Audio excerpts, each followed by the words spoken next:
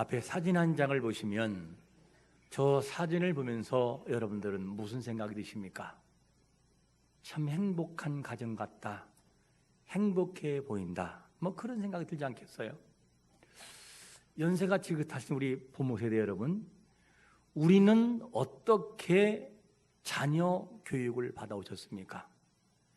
부모님들이 우리에게 어떻게 양육했는지, 과연 인격적인 대우를 받고 자라왔는지, 아마 연세가 지긋하신 분들 그리고 어느 정도 있는 부모 세대는 그런 대우를 받지 못하고 그냥 자랐을 거예요. 충분한 설명이 있는 가운데 체벌이 주어지지 않고 설명도 없이 때로는 부모의 생각 따라서, 부모의 판단 따라서 체벌에 가해져서 너무 마음이 억울했던 그런 기억도 있을 거예요. 설명을 들어보지도 않고 말을 들어보지도 않고 했던 그것 때문에 성년이 됐으나 아픔이 있는 그런 엉어리가 있는 사람도 있을 거예요. 충분한 설명과 함께 합리적인 교육이 이루어지면 그 체벌이 어떤 것이랄지라도 자녀의 마음은 이해하게 됩니다. 그렇지 않으면 마음속에 상처를 받게 되지요. 아마 이곳에 계신 분들의 결혼 그 정년기가 과거의 어른들은 10대, 20대, 30대, 40대 그렇게 결혼하는 분이 있을 거예요. 그런데 우리가 그렇게 결혼했지만 자녀를 교육할 때 어떻게 교육하고 있는지를 한번 살펴봐야 돼요. 결혼하기 전에 부모는 뭔지, 아내는 엄마는 뭐고 아버지는 뭔지를 제대로 교육받고 과연 자녀를 양육해 보았는지를 한번 물어봐야 되죠. 어떤 부모들은 잘 양육하고 싶어요. 그런데 그런 교육을 제대로 받지 못해서 그냥 자녀에게 아픔을 주는 그런 부모도 있어요. 할 줄을 몰라서 그렇게 하는 경우가 많아요. 참 이게 우리의 부모의 지금 시대의 모습이기도 합니다. 제대로 배워야 제대로 양육할 수 있고, 제대로 배워야 그 자녀가 인격적으로 자라게 만들 수 있어요. 동물은 저절로 자라지만 사람은 절대 그대로 저절로 자라질 않아요. 사랑과 배려와 깊은 사랑을 줄 때 그 속에 인격적으로 자라갑니다. 이게 자녀의 모습이에요.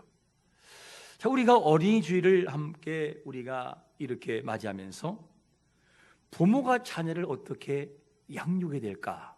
어떻게 하는 것이 바른 교육이고 어떻게 해야만 자녀에게 감동을 줄 수 있을까 하는 질문입니다.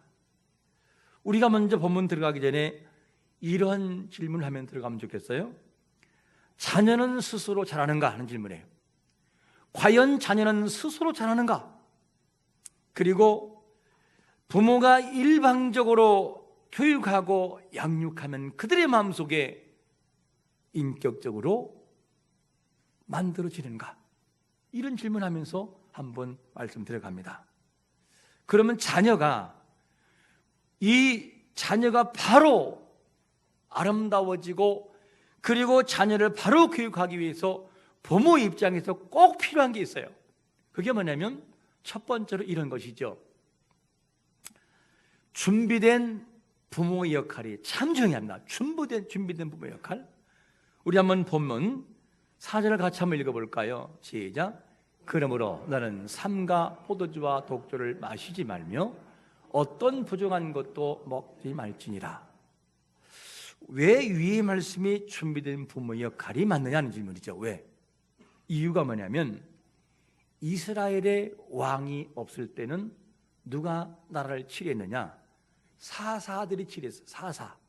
사사가 누구냐면 하나님의 말씀과 명령을 따라서 그 말씀을 백성들에게 가르치고 양육하는 거예요. 잘못된 길로 가면 하나님의 말씀과 명령 따라 따끔하게 혼을 내고 이렇게 하는 것이 사사정치, 다른 말로 신정정치라 이렇게 말합니다. 그런데 이렇게 사사들이 등장해서 교육할 때는 나라가 평온했어요. 평온했는데 그런데 사사가 죽고 없을 때는 무슨 일이 벌어지느냐? 여지없이 백성들이 타락을 해요. 백성이 타락을 하고 타락한 그 가운데에 범죄가 오면 하나님은 절대적으로 어떻게 하느냐? 반드시 고난을 주어서 깨닫게 만들어요. 그런 백성들은 누굴 찾냐? 하나님을 찾아요. 그러면 하나님은 다시 사사를 통하여 그들을 보내서 백성들을 바로 인도하는 것이 사사 정치의 특징이었습니다. 오늘 본문에도 사사 정치가 이루어지는 그런 배경이 있는데, 여호와의 목전에서 악을 행함으로 이스라엘이 블레셋에게 몇 년 동안 종속되느냐? 40년 동안 고통을 받게 돼요. 그래서 하나님이 이스라엘을 구원하시기 위해서 누굴 보내느냐? 한 가정을 선택하는데 마노아라고 하는 가정을 선택해요. 근데 그 가정에 아픔이 있는데, 그게 아픔이 뭐냐? 자녀가 없는 거예요. 자녀가 없는 것이 아픔이었어요. 이 자녀가 없는데, 그런데 하나님의 사자가 마노아의 아내에게 찾아와서 기쁜 소식을 전하는데, 너에게 아들이 있을 것이다, 이렇게 전해주어요. 그래서 그 말을 전해주면서 꼭 부탁하는 말이 뭐냐면, 너는 삼가 포도주와 독주를 마시지 말며 어떠한 부정한 것도 먹지 말라. 한마디로 말하면 술 마시지 말아라. 그리고 안 좋은 거, 부정한 거 절대 먹지 마라. 이렇게 표현돼요. 이스라엘을 구원하시기 위해서 마노아의 가정에 자녀를 주는데, 자녀가 누구죠? 삼손이었어요. 삼손을 통하여 40년 동안 고통받는 이스라엘을 구원하시기 위한 계획이 이루어져요. 그런데 신기한 것은 뭐냐면, 삼손을 누구라고 칭하느냐? 삼손은 나실인, 다른 말을 말하면 구별된 사람이다, 이렇게 표현돼요.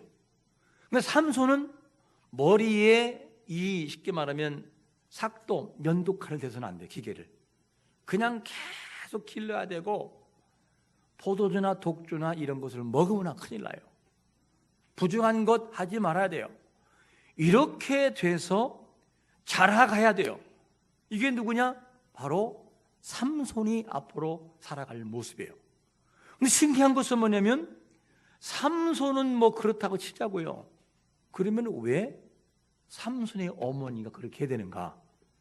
삼손의 어머니 이 마노아의 아내에게 뭐라고 하느냐면, 규례가 똑같이 적용돼. 규례가 그 적용되는데 뭐라고 하느냐? 술도 마시지 말고, 안 좋은 것도 마시지 말고, 안 좋은 것들을 먹지 말아라. 이게 적용돼요? 아니, 그러면 마노아의 아내가 나실인인가? 아니라니까요. 나실인이 아니에요. 누가 나실인이냐? 삼손만이 나실인이에요. 그런데 뭐가 되느냐? 적용할 때는 삼손 때문에 너도, 부모인 너도 나실과 같이 살아가야 돼, 이거예요. 그러니까 태어날 때까지는 삼손과 같은 규례가 적용되어 버려요. 자, 이 내용을 보면 부모가 어떻게 자녀를 양육할지에 대한 답이 나오는 거예요. 우리는 보통 자녀에게 너 이거 못하냐, 왜 그렇게 하냐, 왜 신앙생활 안 하냐, 그러면서 잔소리만 막 퍼붓고 부모는 안 해요. 무슨 말이냐면, 자녀를 변화시키려면 누가 변해야 돼요? 부모가 변해야 되는 거예요. 삼손을 잘 양육하고 태어나게 하기 위해서는 누가 경건해야 돼요? 마노아의 아내 삼손의 어머니가 경건해야 돼요. 이 내용을 보면 자녀 교육을 하기 위해서는 반드시 준비된 부모 역할이 필요함을 알게 돼요. 부모가 준비되지 않으면 그 자녀는 헛된 길로 갈 수밖에 없다는 것이죠. 자녀를 사랑하지 않는 부모는 없어요. 다 사랑해요. 너무너무 사랑하지요. 그래서 자녀를 위해서 삼손의 어머니는 조심해야 됐어요. 그래야 바른 교육이 이루어져요. 자녀를 얼마나 사랑하면 어디에 넣어도 안 아프다고요? 눈에 넣어도 안 아프다. 무슨 말이죠? 눈은 굉장히 예민한 곳이에요. 먼지가 들어오면 눈물이 나와요. 어떤 것이 딱 공격이 나가면 탁 깜빡해서 방어해요. 그런데 그 눈에 넣어도 안 아프다. 무슨 말이냐? 얼마나 자녀가 소중한지 부모에게 그 말을 하는 거 아니겠어요? 그래서 부모가 자녀에게 영향을 끼치기 위해서는 반드시 부모가 준비해야 돼요. 부모가 준비가 돼서 나아갈 때 부모에게, 자녀에게 좋은 영향력을 끼칠 수가 있다는 것이죠. 부모의 경건한 삶은 자녀에게 그대로 갑니다. 그대로 가요. 그래서 자녀를 훈계하고 양육할 때 부모가 경건한 모습으로 평소에 살아가면요, 자녀는 할 말이 없어요. 왜? 우리 부모님은 틀린 분이 아니기 때문에 이거를 알아요. 근데 부모는 막 살아가면서 자녀가 조금 잘못될 때 그냥 혼내키고 그러면 속으로야 뭐라고 해요. 겉으로야 힘이 올리기 때문에 참지만 속으로는 부모님은 못하면서 왜 나한테 뭐라고 해요. 이런 일 가는다니까요. 그래서 부모가 잘 준비가 돼야 자녀에게 좋은 모습을 보일 수가 있어요. 여러분, 자녀들의 행동이 마음에 안 들 때 부모가 뭐라 하죠? 너무 갭이 커요. 지금요, 너무너무 커요. 여러분, 지금 세대는요, 너무너무 우리 사고와 달라요. 구조가 달라요. 구조가 생각하는 구조가 다르고 이해하는 구조가 달라요. 어떤 말이냐? 지금 시대의 부모들은, 그리고 제가 지금 따신 분들은 이런 말을 듣고 살았어요. 어떤 잘못을 하고 뭐 사달라, 뭐 달라 그러면 부모들이 뭐라고 하느냐면, 엄마 아빠 시대는 꽁무니만 먹고 살았다고. 신발 메이커, 고무신, 엄마 아빠는 고무신만 새 것만 사줘도 너무 좋아가지고 밤잠을 못 자고 선반에 올려놓고 다음날 갔다고. 그러면서 하는 말, 어떤 분들은 나는 집세기 신고 살았다고. 집신을 신고 살았다, 이런 말을 해요. 그러면 하는 말이, 내가 너에게 밥을 안 줬냐, 잠을 안 재워줬냐, 그렇다고 뭐 학비를 안 대줬냐, 너 왜 이렇게 좋은 시절인데 왜 이렇게 불만이 많냐고 이렇게 말을 하잖아요. 부모들은 그렇게 말하는 게 당연해요. 왜? 그렇게 배웠으니까. 그 말을 하는 순간 자녀의 마음은 딱 닫아버려요. 야, 우리 엄마 아빠는 정말 대화가 안 된다. 대화가 안 된다. 저 3차원의 세계 사람이다. 그 다음부터는 마음을 닫아버려요. 이것이 어디까지 가느냐? 위기의 순간에 있을 때도 부모를 찾지 않아요. 왜? 안 통하는 부모니까. 말하면 뭐 할 거예요? 이게 뭐냐면 자녀들의 생각이라니까요. 지금 자녀의 사고는 어떤 것이냐? 체벌을 하면 왜 체벌을 하는지를 그들이 이해를 해야 돼요. 내가 너에게 이런 것을 요구했으나 너에게 이런 마음의 안타까움이 있다. 그리고 자세히 설명해주고 그 아이를 인격적으로 대하면 아이는 거기에 머리 쑥쑥입니다. 순종을 해. 이게 지금의 아이들의 모습이에요. 그런데 일방적으로 그 자녀에게 일방적으로 통보하고 체벌이 가해지면 이해를 못해요. 어떻게 하죠? 요즘 아이들은요, 손을 잡아요. 왜 때려요? 나 112 신고해요. 핸드폰 갖고 온다니까요. 지금의 아이들이 그런 아이들이에요. 사고가 우리의 생각과는 너무너무나 다른 그런 모습을 가지고 살아갑니다. 여기 계신 부모들은 어떻게 양육을 받으셨습니까? 우리 시대에는 그런 걸 경험했다 할지라도 우리 자녀 시대에는 그렇게 경험돼서는 안 되는 거예요. 우리가 아파본 시대이잖아요. 이유를 묻지도 않고 마구 혼냈던 너무너무 억울해서 혼자 이불 속에 울었던 그런 시대가 우리 시대잖아요. 그러므로 자녀에게는 그렇게 다시 답습하면 안 돼요. 왜 그들이 이런 일을 당하는지는 설명과 함께 합리적인 대화가 이루어져서 너무나 속상한데 어떻게 하면 좋겠니라고 하는 이 인격적인 대화가 이루어질 때, 이런 준비된 부모 역할이 되어질 때 그 아이들의 사고가 바뀌고 그 아이들은 변한다는 거예요. 여러분, 또한 자녀분들은 부모님을 그렇다고 해서 이해를 못하면 안 돼요. 이해하는 영역이 필요해요. 뭐가 필요하느냐? 우리 엄마 아빠 시대에는 그렇게 보고 들었고 그게 맞는 줄 알았어요. 그래서 아직도 잘 안 될 때가 있어요. 부모님들은 그렇게 하는 것이 맞는 줄 알았고 그렇게 배워왔기 때문에 그 당시엔 그게 최선이었어요. 그래서 부모도 준비된 부모 역할도 필요하지만 자녀도 부모를 이해를 해줘야 돼요. 왜? 그것이 맞는 줄 알았으니까. 그러나 분명한 것은 부모가 준비되지 않고 인격적으로 성경적으로 신앙적으로 준비되지 않으면 그 부모는 튄다는 거예요. 여러분 언제까지 자녀를 잡아줄 수 있을 것 같습니까? 초등학교 졸업을 하고 중학교 초까지는 가능하지만 그 다음부터는 논리를 가지고 따져요. 그 당시에는 이젠 무력으로 안 돼요. 어릴 때부터 준비된 부모가 가르치고 양육해야 그때가 됐을 때 그것이 나오는 거예요. 여기 계신 모든 분들은 자녀를 양육하기 전에 부모인 우리가 신앙적으로 여러모로 준비가 돼서 자녀를 잘 양육하는 준비된 부모가 되시기를 축원합니다. 그것이 누구냐? 삼손을 가르쳐야 되는 부모의 준비였어요. 이것이 꼭 필요한 거예요. 그래야 자녀를 제대로 양육할 수 있다는 것이죠.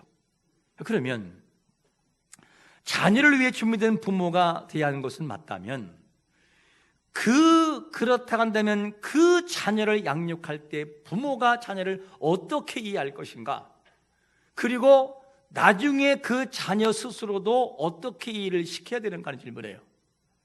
부모가 자녀에 대해서 분명한 어떤 관이 있어야 돼요. 그 관이 뭐냐? 두 번째로 바로 이런 거예요. 우리 자녀는 목적을 위해 태어난 존재다.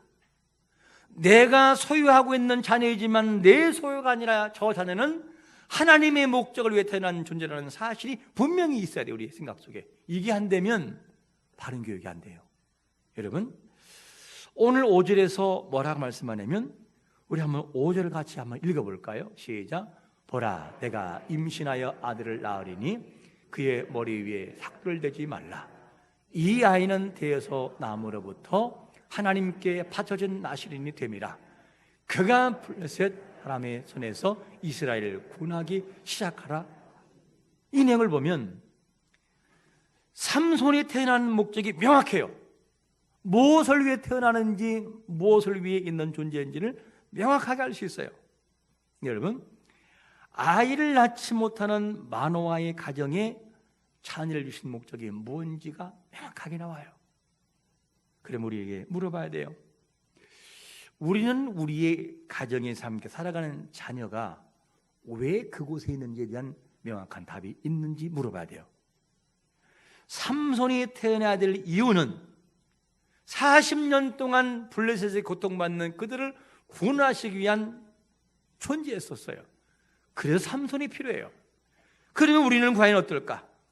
삼손은 태어나기 전부터 이스라엘을 구원하기 위한 목적이 있다면 우리 자녀가 우리의 가정에 있는 목적은 뭔지를 여러분 아는지 물어봐야 돼요.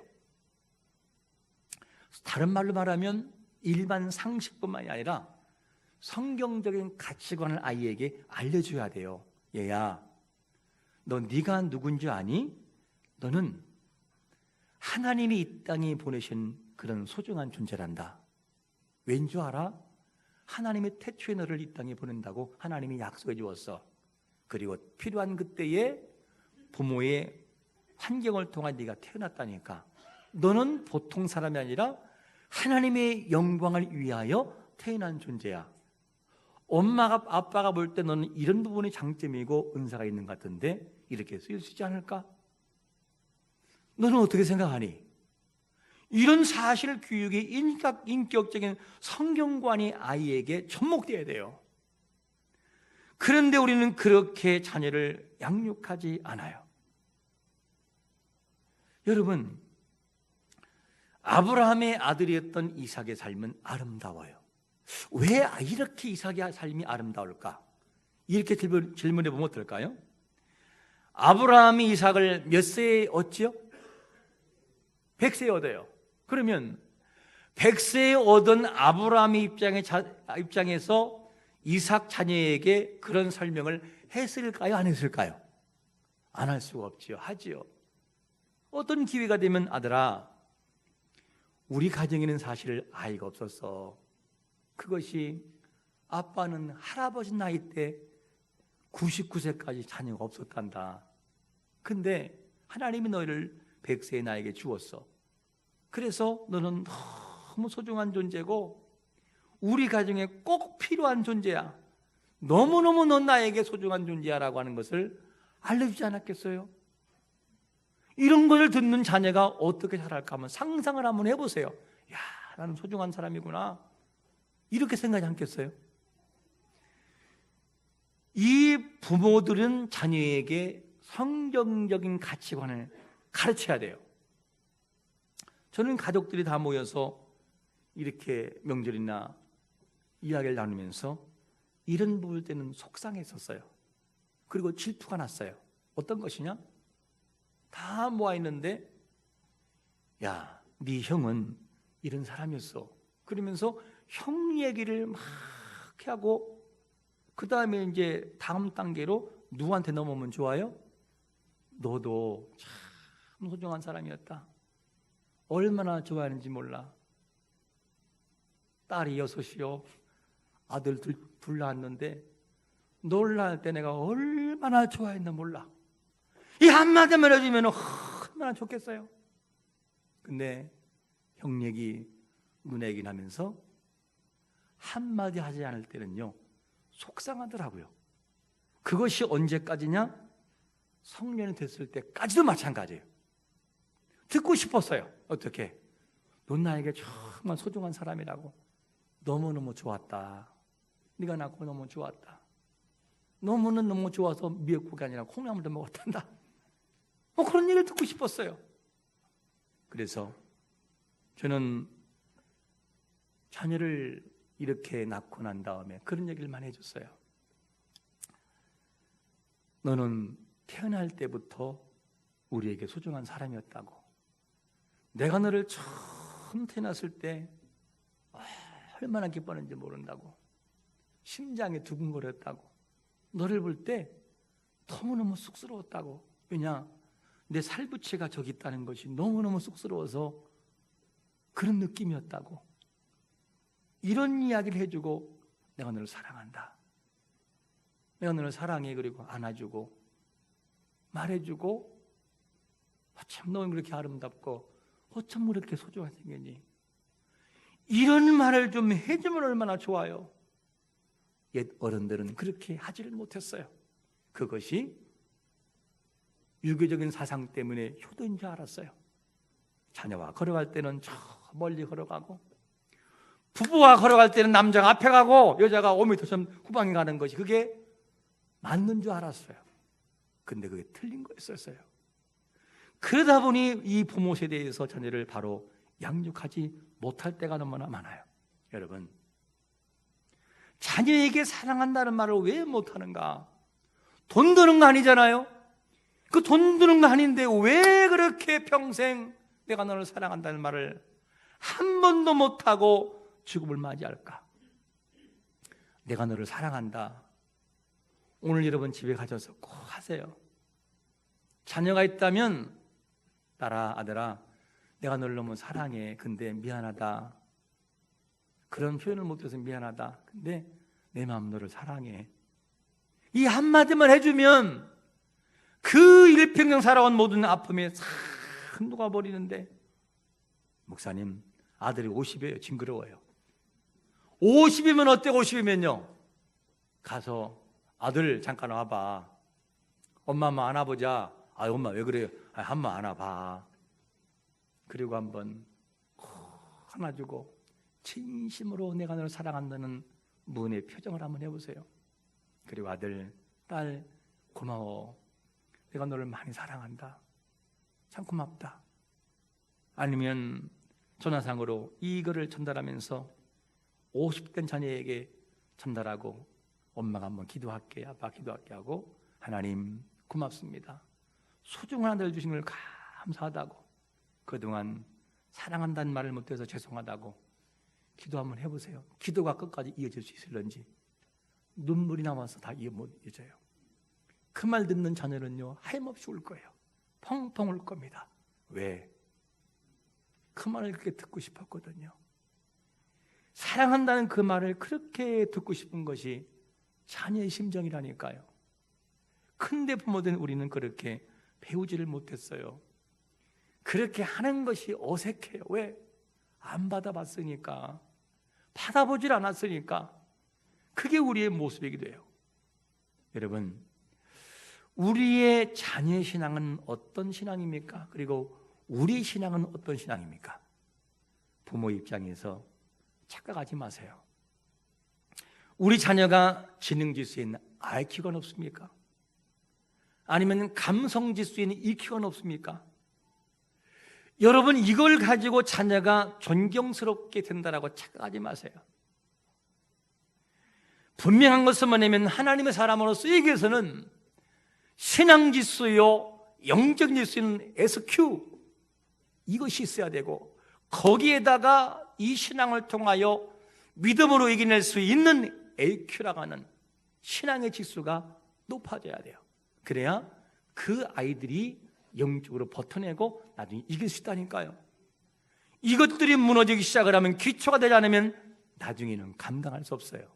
여러분, 우리는 그동안 자녀를 어떻게 양육했습니까? 우리 아이는 IQ가 높아도 가능하지 뭐, 공부만 잘하면 되지. 그 공부의 한계가 어느 때까지 갈 것 같습니까? 한순간에 물릴 때가 와요.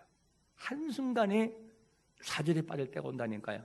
그때 신앙의 지수와 이 인내의 지수라고 하는 AQ라는 것들이 없으면 그냥 무너져요. 잊지 마세요.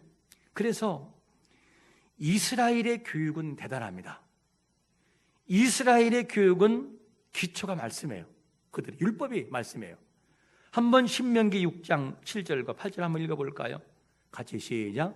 내 자녀에게 부지런히 가르치며 집에 앉았을 때에, 길에 갈 때에든지 누워있을 때에든지 일어날 때에든지 이 말씀을 강론할 것이며, 너는 또 그것을 내 손에 메어 기호를 삼으며 내 미간에 붙여 표를 삼고. 이것이 이스라엘의 기초예요. 그러니까 막강한 나라가 되는 거예요. 나라가 적지만 감히나 이스라엘을 함부로 건드릴 수 없는 거죠. 여러분, 부모의 신앙 지수는 어떠하십니까? 그리고 자녀의 신앙 지수는 어떠하십니까? 혹시 신앙 지수는 어느 정도가 되는지, 인내 지수는 어느 정도 되는지 한번 우리가 바라봐야 되죠. 하나님께서 이스라엘 백성에게 말씀을 주신 이유가 뭐죠? 세상 방식으로 살아가지 말고 하나님의 방식으로 살아가라고 하는 목적이 있기 때문에요. 우리 자녀에게도 명확한 목표를 가르쳐야 돼요. 너는 이런 존재라고 하는 것을 가르쳐 줘야만 돼요. 그 모든 것을 가르쳐서 양육할 때 바른 길을 갈 수 있다니까요. 자녀에게 바른 감동을 줄 수 있어야 돼요. 부모가 준비되지 않으면 자녀를 감동시킬 수가 없어요. 큰 그런 감동을 줘야 돼요. 말씀이 왜 중요하냐? 말씀이 중요한 이유가 있어요. 왜 외우고 왜 그렇게 그 말씀을 기억해야 되느냐? 아담과 하와가 무너진 것은 말씀에서 벗어났기 때문이라니까요. 결과는 뭐죠? 영원한 죽음이에요. 그 다음에 또 막강한 힘을 소유했던 삼손이, 오늘 나오는 본문 나온 삼손이 출발을 잘하다가 마지막에 말씀을 떠날 때 뭐가 되죠? 무력화돼요. 무능한 자가 돼요. 그 원수에게 두 눈이 빼앗기고 뽑히고 맷돌질하는 그 모습으로 맨 마지막에 회개하고, 하나님 이번만 나에게 힘을 주세요. 그리고 선교합니다. 그냥 기둥을 쓰러뜨려서 수천 명의 사람들을 죽이잖아요. 살아있을 때보다 그때 죽은 거에 더 많아요, 원수들이. 이렇게 맞춰져요. 이게 다 뭐냐? 말씀을 떠나 있을 때의 삶의 모습이에요. 떠나면은 우리의 삶은 아무런 가치가 없어요.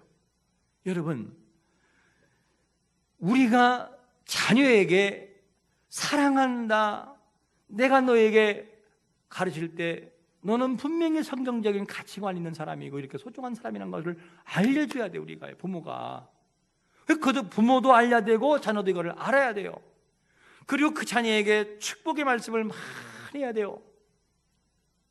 특히 묵뚝뚝하신 분들 꼭 오늘부터 하세요.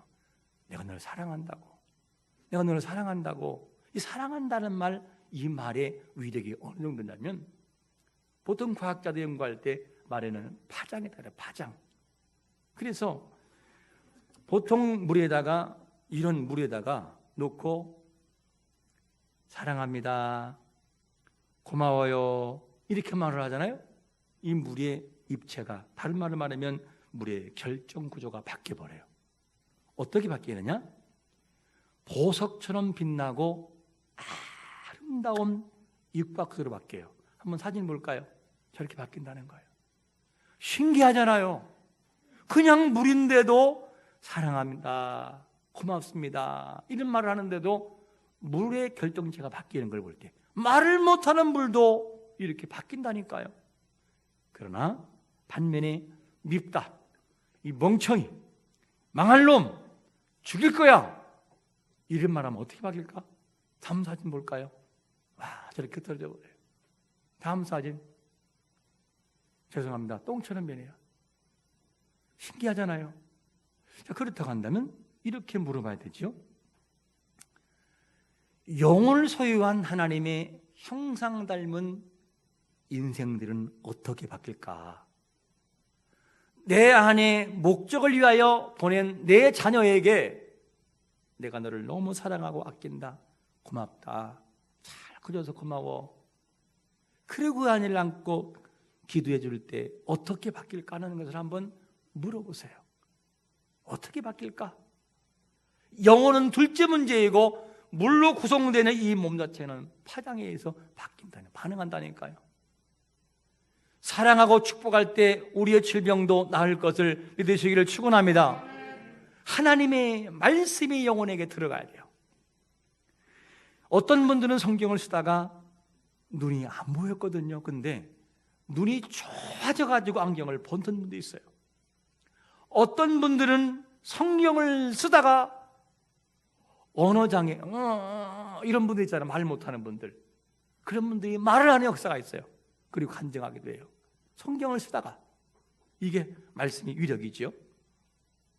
그렇다면 부모 여러분, 비인격체인 물도 이렇게 반응한다면 하나님의 형상을 닮은 인생들은, 소중한 자녀는 어떻게 바뀔까? 성경적인 가치관을 가르쳐주고 네가 왜 이 땅에 왔는지를 알려주면 어떻게 바뀔지를 물어봐야 돼요. 여러분, 오늘부터 자녀가 왜 이 땅에 왔는지, 그리고 그 자녀에게, 목적 있는 자녀에게 정말 축복하고, 화가 이만큼 나더라도 내 엉덩이를 꼬집어서라도 참으면서 정 한 대 걸랑 이를 깨물고 사랑한다 이렇게라도 한번 해보세요. 그리고 축복 한번 해보세요. 그리고 진심으로 나의 것이 아니고 하나님이 보내신 소중한 존재라는 사실을 알고 그를 위해서 축복기도 한번 해보세요. 어떻게 하면 우리 자녀를 인격적으로 자라게 할 수 있을까? 정답! 오늘 제목 정답이죠. 준비된 부모가 될 때, 그리고 분명한 목적을 가지고 태어난 것을 부모가 알고 자녀가 알 때, 그리고 함께 교육의 길을 걸어갈 때 우리 자녀는 소중한 자녀로, 보화가 되는 자녀로 자라게 될 것을 믿으면서 이런 교육관이 우리 부모에게 있으시기를 예수 그리스도의 이름으로 축원합니다. 우리 한번 잠시